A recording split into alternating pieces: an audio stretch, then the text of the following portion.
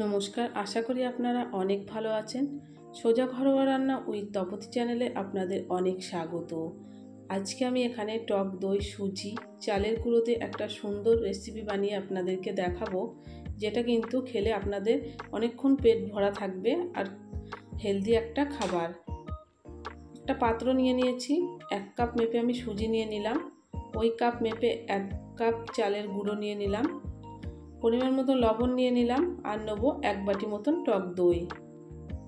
ভালো করে কিন্তু এখানে মিশিয়ে নেব। আর বাটি ধোয়া জলটা কিন্তু এখানে দিয়ে দেবো। জলের পরিমাণটা কিন্তু কম বেশি করে দেবেন। ভালো করে এবার মিশিয়ে নেব।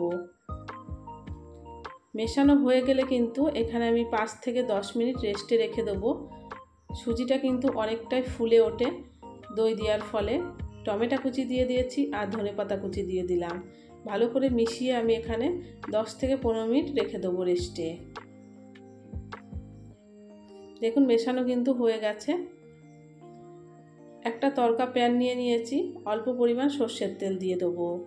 তেলটা যখন হালকা গরম হয়ে আসবে তখন এখানে সর্ষে দিয়ে দেবো, আর দিয়ে দিলাম অর্ধেক শুকনো লঙ্কা আর কারি পাতা। ভালো করে কিন্তু এখানে একটু ভাজা করে নেবো, নাড়াচাড়া করে।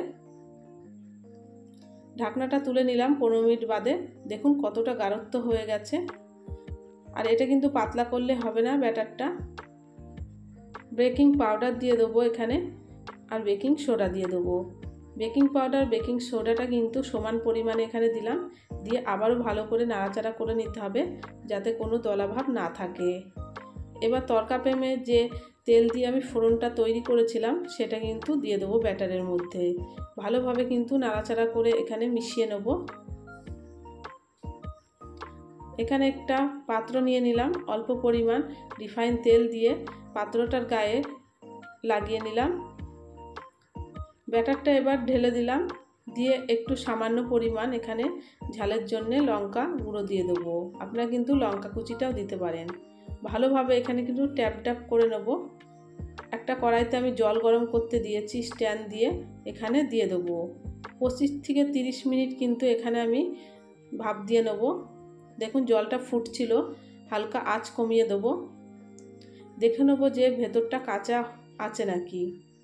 একটা স্টিক দিয়ে আমি দেখে নিলাম।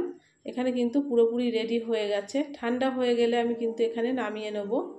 সাইড দিয়ে এখানে ছাড়িয়ে নিলাম, তারপর ছোট ছোট পিস করে কিন্তু কেটে নেব। এটা যে কোনো চাটনির সাথে আপনারা বা সসের সাথে খাবেন, আশা করি অনেক ভালো লাগবে। আমি কিন্তু এখানে বাদাম চাটনি দিয়ে সার্ভ করেছি।